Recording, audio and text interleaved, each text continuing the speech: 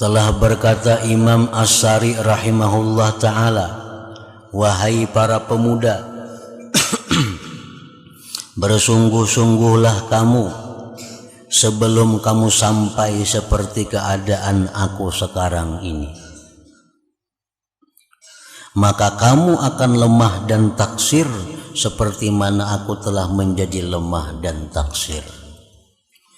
Berkata Imam Junaid al-Baghdadi rahimahullah, sebenarnya ketika Imam As-Sari berkata perkataan ini, anak-anak muda tidak dapat menyamai kesungguhan dalam berbuat ibadah. Imam Sari As-Sakati, gurunya Junaid Baghdadi, berpesan kepada para pemuda, kepada yang anum-anum, Jersidin, gunakanlah masa anum itu untuk beribadah kepada Allah. Karena sudah Tuhan yang kayak aku inilah sudah lemah daripada beribadah.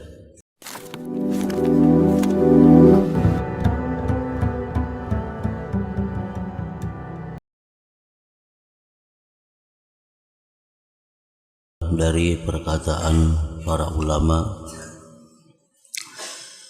permasalahan riya yang samar-samar.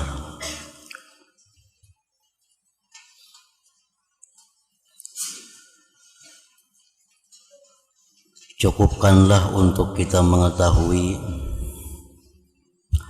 halusnya dan tersamarnya, tersembunyinya masalah riya ini apabila kita melihat kepada apa yang telah diriwayatkan oleh Imam Abul Qasim Al-Qushairi rahimahullah ta'ala, yang beliau nukil daripada Abu Yazid radhiyallahu anhu, ia berkata, adalah aku selama 12 tahun mendidik diriku.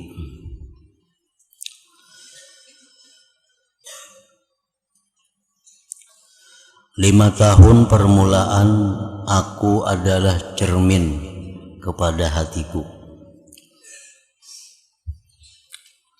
dan 1 tahun aku melihat antara diri dan cermin tadi. Tiba-tiba aku dapati di tengah-tengah diriku ada terbuka satu ikatan yang sangat kukuh. Maksudnya ikatan akhlak yang tercela.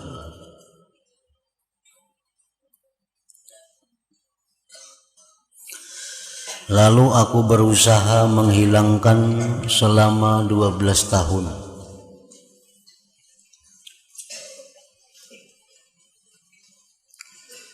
Kemudian apabila aku memandang pula ke dalam batinku, tiba-tiba di dalamnya masih ada satu ikatan lain yang sangat kukuh. Lalu aku berusaha untuk memeranginya selama 5 tahun. Aku selalu berpikir bagaimana aku dapat menghilangkannya. Akhirnya terbukalah bagiku hijab, dinding, sehingga aku melihat kepada makhluk ini seakan-akan mereka semuanya telah mati. Lalu aku pun bertakbir 4 kali karena kematian mereka.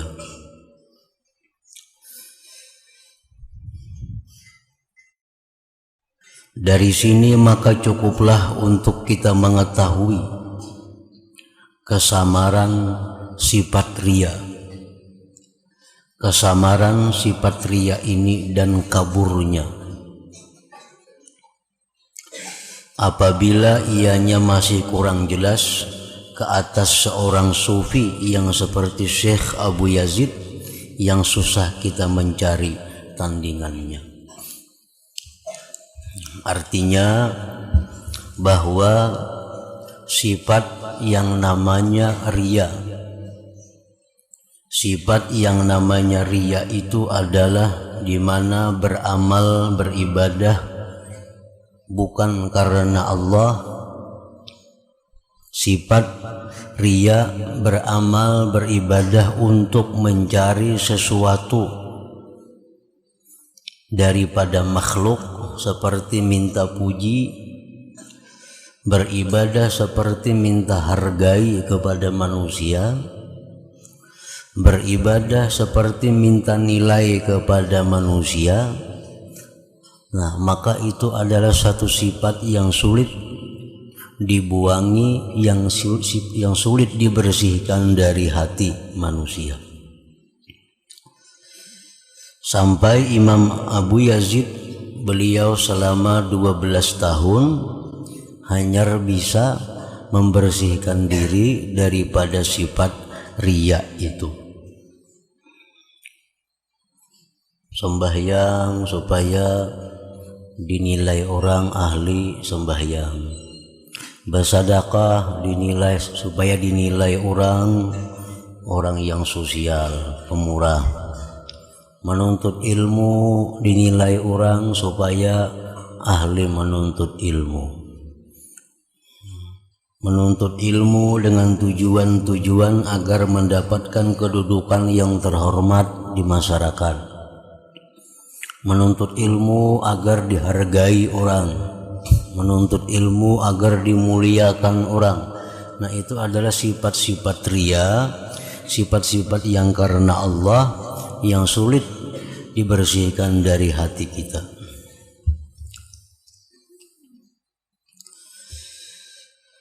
Adapun perkataan beliau Abu Yazid tadi, "Fara'aituhum mauta," maka aku lihat mereka semuanya telah mati.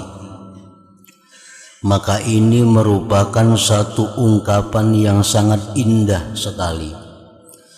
Sedikit sekali didapati orang yang dapat membuat ungkapan seperti ini selain daripada para anbiya. Dan di sini akan saya sebutkan sebahagian daripada keterangannya dengan secara ringkas saja. Jadi artinya bahwa Abu Yazid ini beliau bisa membersihkan hati daripada riya itu sesudah melihat bahwa manusia itu semuanya ternyata adalah mati. Nah, begitu melihat manusia itu ternyata sudah mati, maka disitulah beliau bisa bersifat dengan ikhlas. Disitulah bisa menghilangkan riya dari hati. Makna ungkapan ini ialah bahwa beliau Imam Abu Yazid telah bersungguh-sungguh sekuat tenaga dalam bermujahadah, maka bersihlah dirinya dan bercahaya hatinya.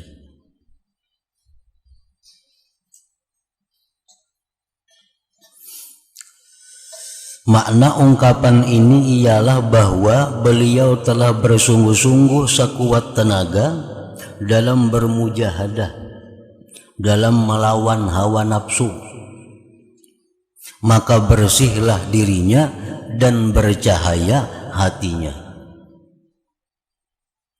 Dan beliau telah menguasai ke atas hatinya dan memilikinya sebagai memiliki yang sempurna.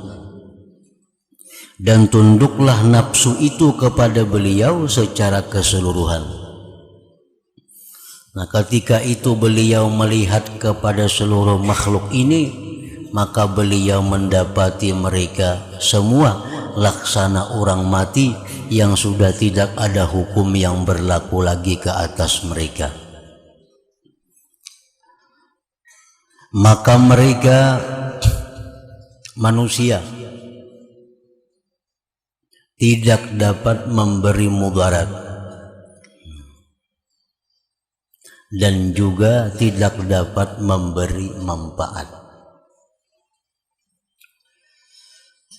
Nah, manusia tidak dapat memberi mudarat dan juga tidak dapat memberi manfaat. Seperti yang disebutkan dalam sebuah hadis, bahwa andai kata seluruh alam berusaha untuk memudaratkan engkau, maka tidak akan terjadi kalau itu tidak diizinkan oleh Allah. Seluruh alam berusaha memberikan manfaat kepada engkau. Seluruh alam berusaha mendidik engkau.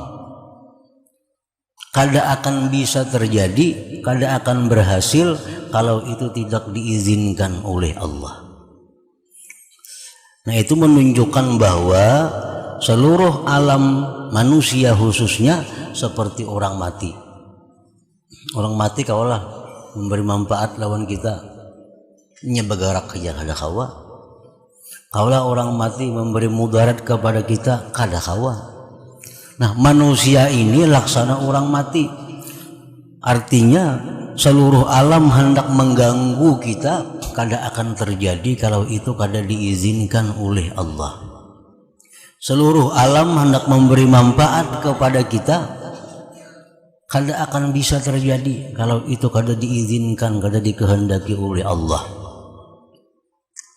Memberi manfaat itu artinya hendak menyihatkan. Misalnya ada orang garing, seluruh alam maubati, kada akan bisa sembuh kalau itu kada dikehendaki oleh Allah.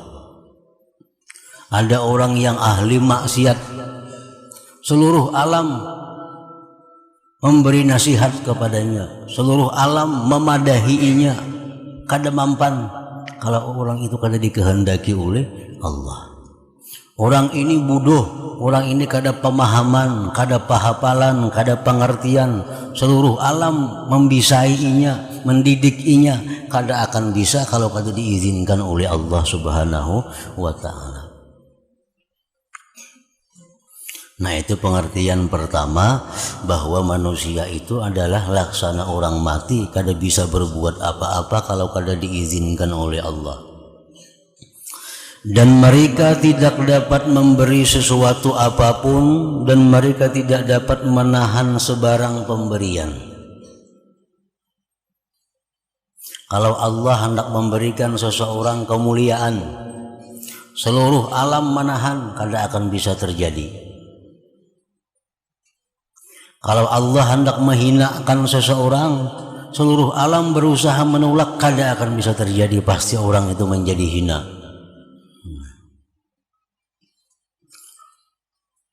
Dan mereka tidak dapat menghidupkan dan juga tidak dapat mematikan.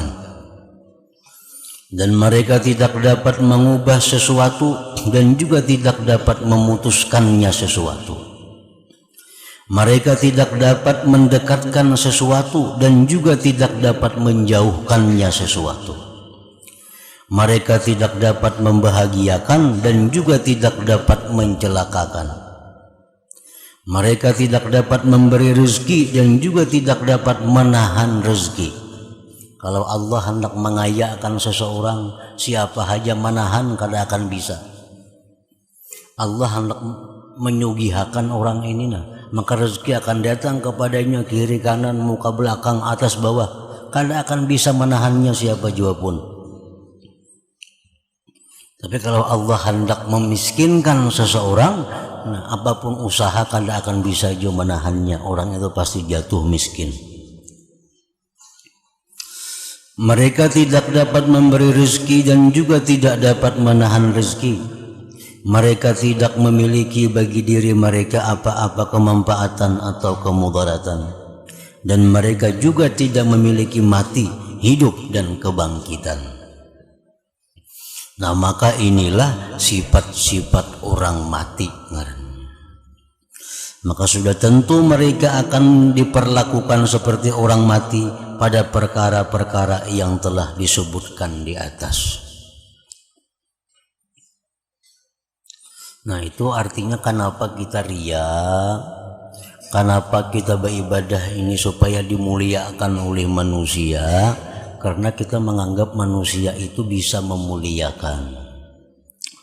Lalu kita beribadah karena manusia. Kenapa kita menuntut ilmu ini supaya dihormati orang? Karena kita menganggap manusia itu mampu menghormati. Padahal sudah dijelaskan tadi, bagaimanapun manusia hendak menghormati kita, kalau Allah hendak menghinakan, kada akan bisa terjadi. Mereka juga manusia tidak ditakuti dan tidak diharapkan. Mereka juga tidak dikehendaki apa-apa yang ada di sisi mereka, maka tidak perlu untuk kita ria karena mereka atau kita berpura-pura terhadap mereka. Bahkan kita tidak perlu sibuk karena mereka.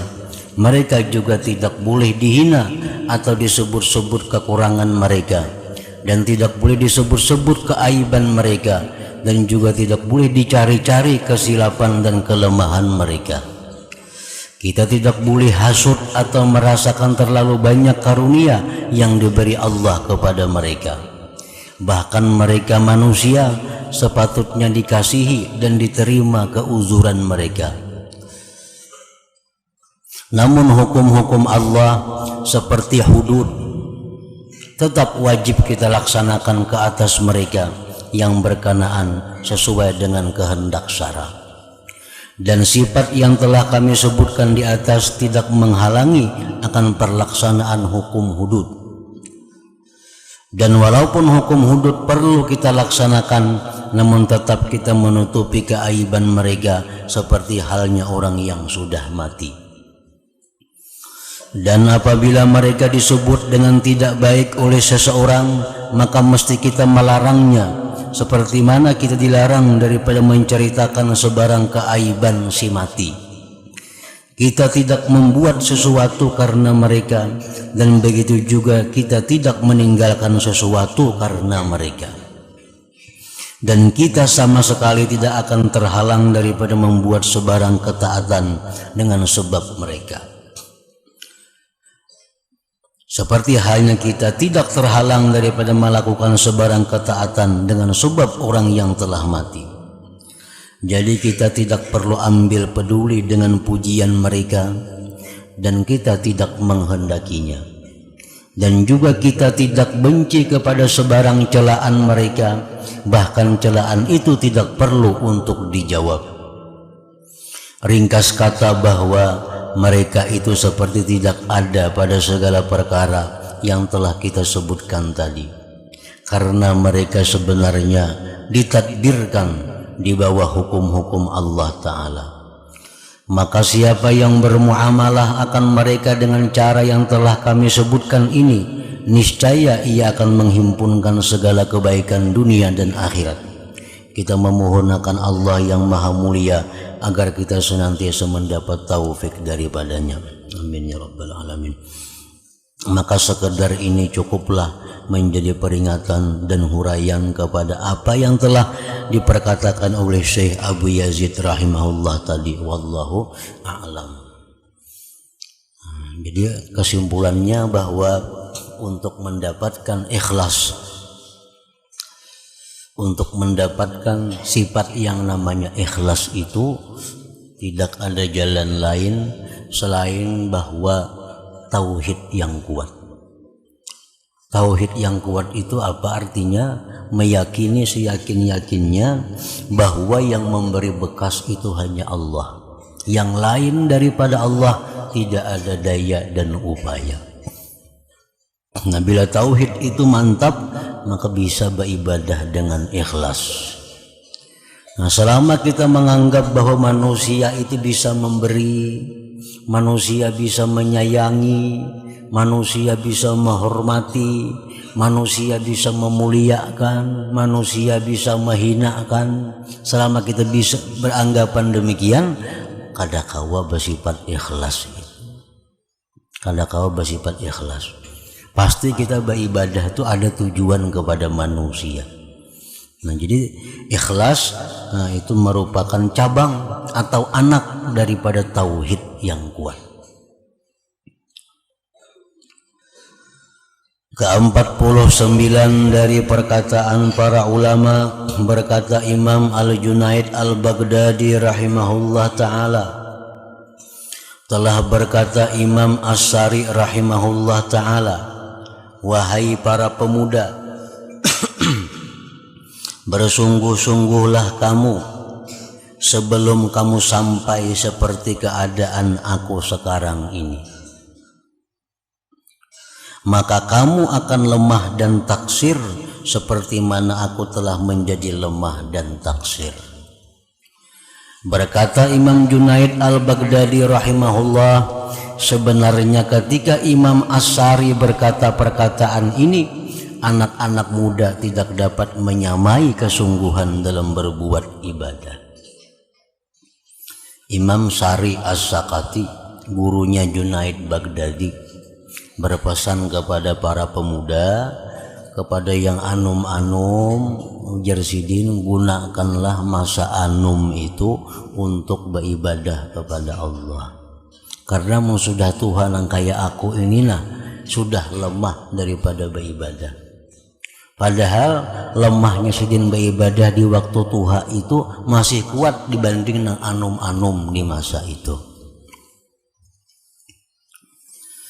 Ke-50 berkata Imam Ahmad ibnu Abil Hawari rahimahullah ta'ala di dalam kitab Az-Zuhdi, telah meriwayatkan kepada kami oleh Syekh Suwaid rahimahullah ta'ala, beliau berkata, aku melihat Abu Marsad rahimahullah ta'ala berjalan di pakan, di pasar artinya, sambil memakan sekatul tulang yang ada sedikit daging, seputung tulang yang ada sedikit daging, yang ada sedikit daging padanya dengan seputung roti. Beliau bertindak demikian supaya terlepas daripada diminta untuk menjadi qadhi.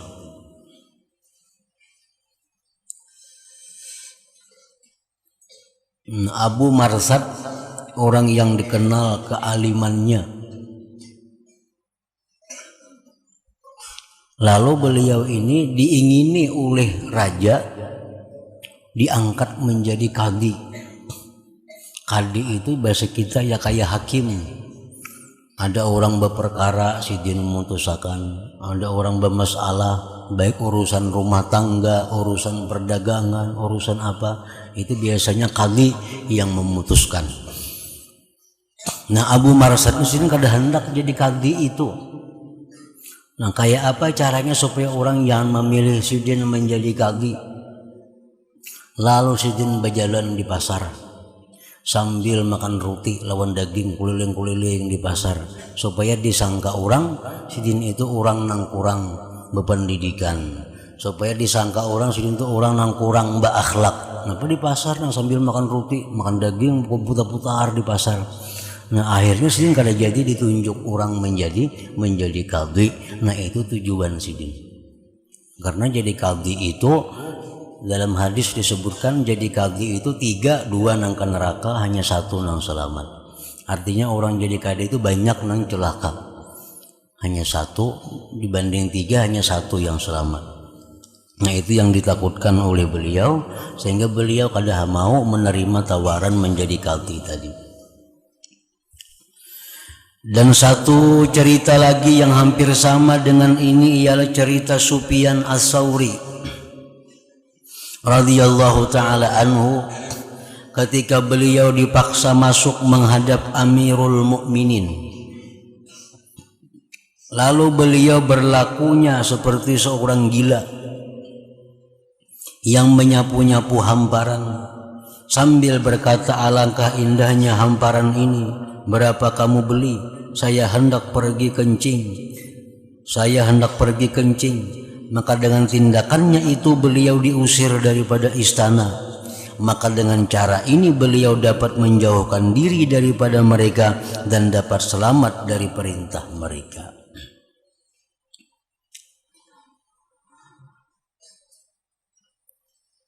Ke-51 berkata Imam Asy-Syafi'i rahimahullah ta'ala, telah mati seorang anak bagi Sayyidina Husain bin Ali radhiyallahu ta'ala anhuma, dan orang ramai tidak melihat sebarang kesedihan di mukanya.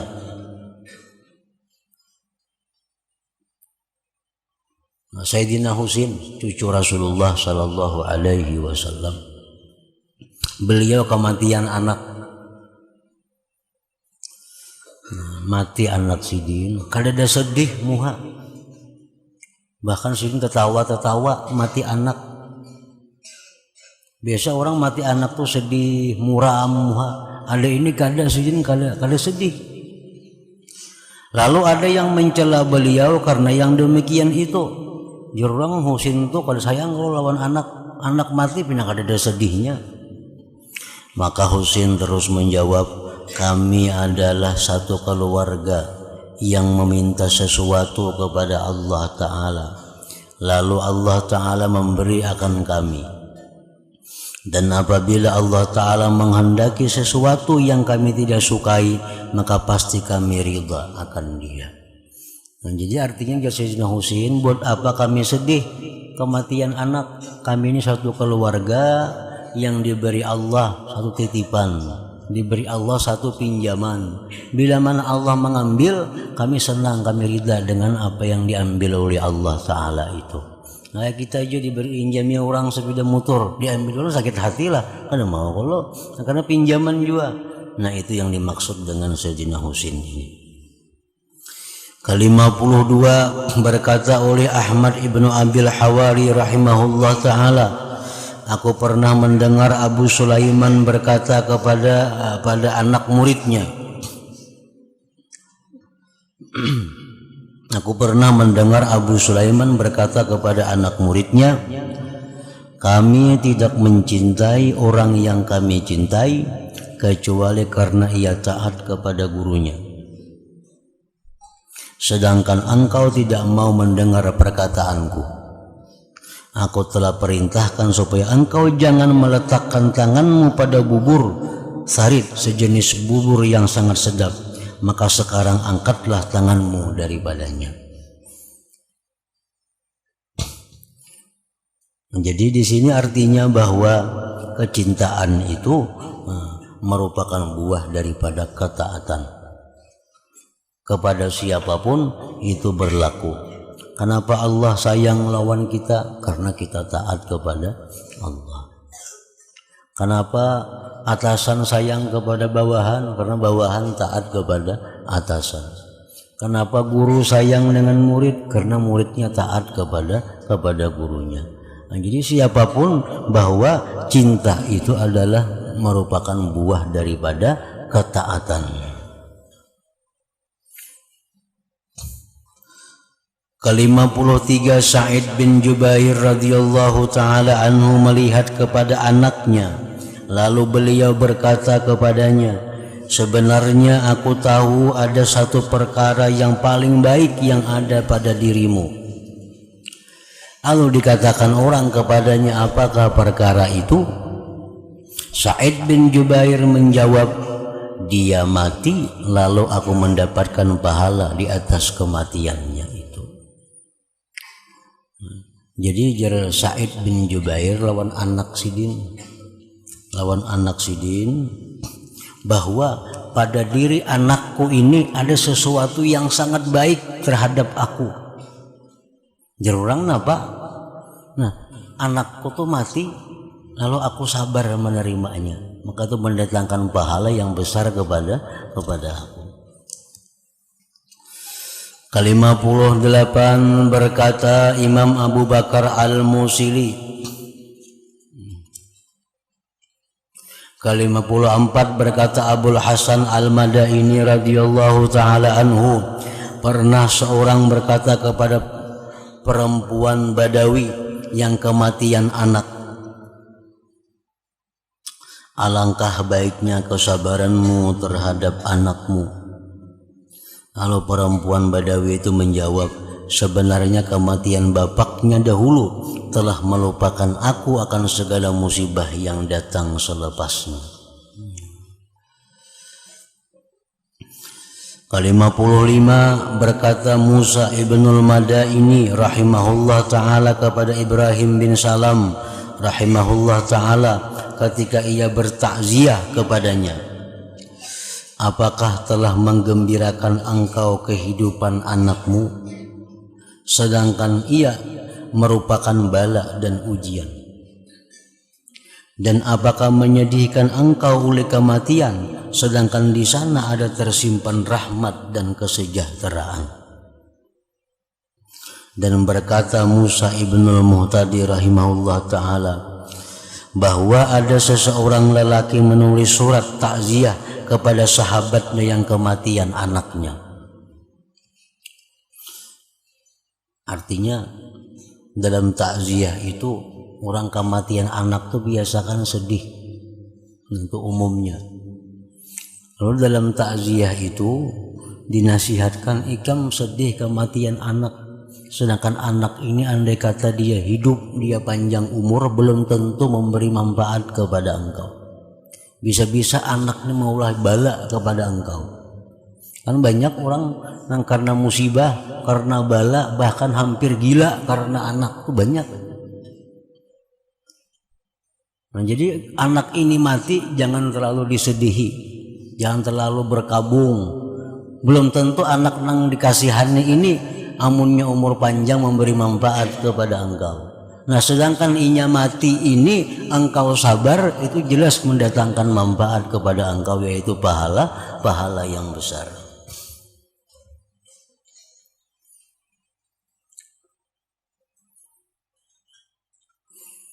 Dan berkata Musa ibnul Muhtadi rahimahullah ta'ala bahwa ada seorang lelaki menulis surat takziah kepada sahabatnya yang kematian anaknya. Amma ba'du, adapun selepas itu maka anak seseorang selama ia masih hidup, maka ia merupakan kesedihan dan ujian ke atas bapaknya. Anak selama masih hidup ini merupakan ujian ke atas orang tuanya. Kalau di zaman Nabi, di zaman sahabat, makin banyak anak makin bagus. Karena itu masa-masa yang dekat dengan cahaya Rasulullah Sallallahu Alaihi Wasallam. Kalau di masa akhir zaman seperti kita ini, kalau nyakawa jangan bebini, jangan bebini. Amunnya kau bebini juga jangan beranak. Amun beranak juga jangan banyak. Itu perkataan para hukama. Karena apa? Karena zaman kita ini zaman yang sudah jauh kepada zaman Rasulullah. Jangankan kita mendidik bini, mendidik diri sendiri susah. Kan kewajiban laki-laki mendidik bini supaya bini ini di jalan yang bagus, bini ini jadi perempuan yang salihah, bini perempuan yang takwa kepada Allah, bini yang iffah, yang bisa menjaga kehormatan. Ini kada gampang mendidik bini macam ini. Mendidik diri sendiri pun susah. Nah, apalagi mendidik bini. Mendidik anak makin sulit lagi. Nah, jadi artinya bahwa maka anak seorang selama ia masih hidup, maka ia merupakan kesedihan dan ujian ke atas bapaknya. Tanda-tanda akhir zaman, tanda-tanda mendekati kiamat itu adalah anak semakin durhaka kepada orang tuanya. Itu tanda-tanda akhir zaman. Sulit mencari anak yang bakti kepada orang tuanya. Nah, jadi itu ngarannya kesedihan bagi orang tuanya. Dan apabila ia telah mati, maka ia bertukar menjadi doa dan rahmat bagi bapaknya. Oleh karena itu, maka janganlah engkau keluh kesah atas kehilangan barang yang menyedihkan engkau, yang merupakan ujian bagi engkau, dan jangan pula engkau sia-siakan apa yang telah diganti oleh Allah Ta'ala kepadamu daripada doanya dan rahmatnya. Ke-56 berkata Ahmad ibnu Abil Hawari radhiyallahu ta'ala anhu, aku mendengar Abu Sulaiman berkata, berlalu 20 tahun lamanya dan aku tidak pernah bermimpi keluar air mani. Maka ketika aku di Mekah, aku membuat sesuatu perkara, maka pada malam itu aku bermimpi keluar air mani. Lalu berkata Ahmad ibnu Abil Hawari, apakah perkara yang engkau lakukan di Mekah itu?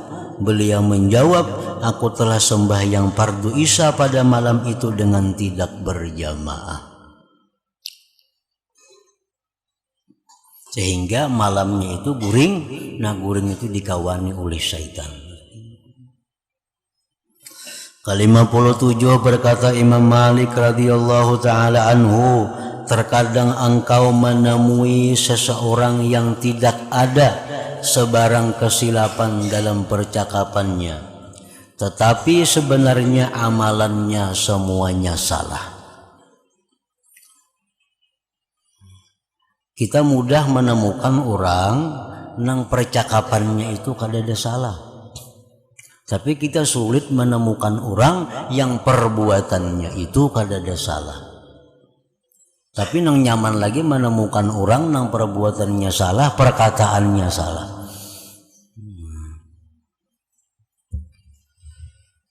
Menemukan orang yang perkataannya salah, perbuatannya salah, itu lebih mudah daripada menemukan orang yang perkataannya bujur, perbuatannya salah. Yang lebih sulit kita temukan adalah orang yang perkataannya bujur, perbuatannya itu bujur.